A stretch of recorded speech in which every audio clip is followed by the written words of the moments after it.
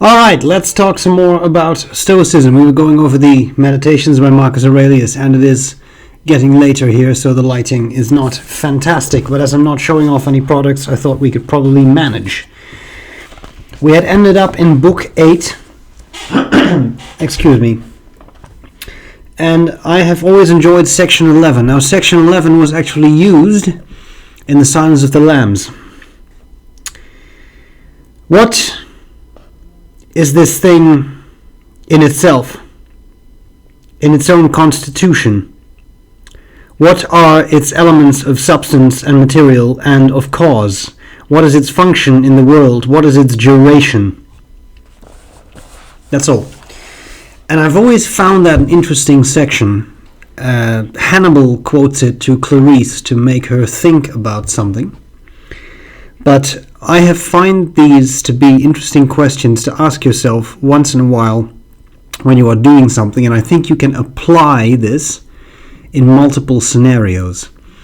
So one very pragmatic scenario for me was during my PhD or during my postdoctoral work, I had to code a lot of things. I had to create like little computer programs to run certain analyses or extract certain bits of data or do certain things. And you may wonder where this is going, but the thing is, when you do that, you have to think out the algorithm.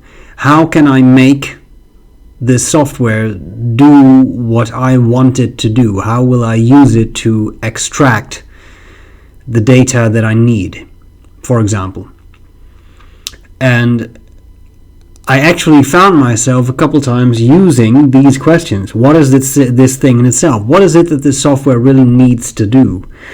Or what are its elements of substance? What material? What am I doing step by step to get to the point where I want to be? And that's, again, this was a very applied context of me trying to program something, but I think you can also use this in other contexts. Whether it is, for example, when you are solving some kind of problem or trying to solve some kind of problem in your life. What is the problem? What is its nature? What is it in itself? What is its constitution? What are the elements? What are its elements of substance and material and of cause? What is its function in the world? What is its duration? I think these are all very good questions to ask yourself to get a better handle on what it is you are thinking about. What is that thing? What does it do? What is it made of? What should it be doing? There are a lot of related questions like that I've found very helpful to ask myself. If I want to get to this point, this stage, want to solve this problem, then you must first define what the problem is. The thing is, all these kinds of statements, they sound really obvious, but sometimes I have the feeling people forget that. People rush in, often, without first thinking about the problem, and then they start to solve. They immediately start to solve. Oh, we should do this. We should do that. We should do. But they haven't actually clearly delineated the problem, so it's not entirely sure yet what it is they're trying to solve. And that may sound weird because when you know you have a problem, you know what that problem is. But do you then actually sit down to really figure out what the problem is, what the parts of the problem are, the subparts of the problem?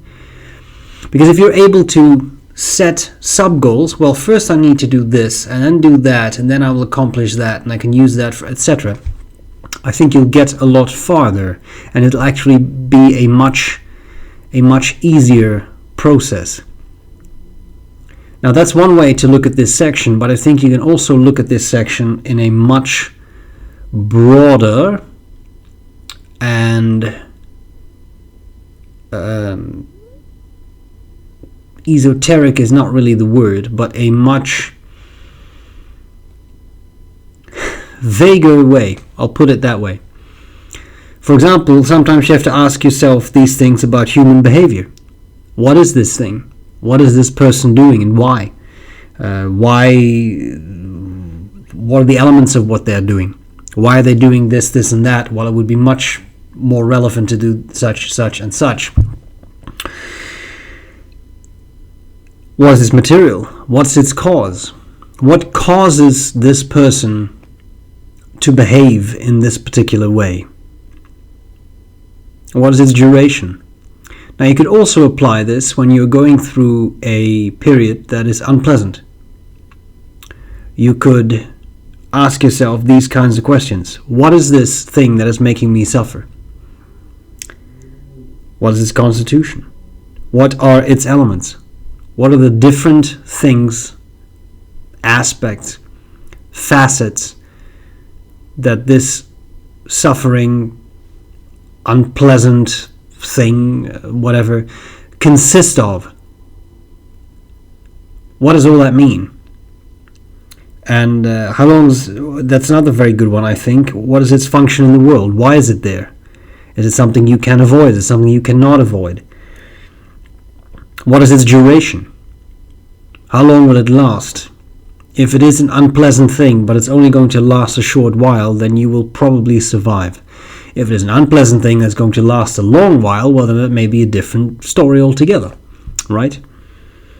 So although there is no solution proposed by these questions themselves, I think these are all excellent questions to help you get closer to the solution of whatever it is you're trying to solve, whether that is coping with an unpleasant situation, whether that is trying to understand stressors in your life, or whether it is a problem that you are trying to solve.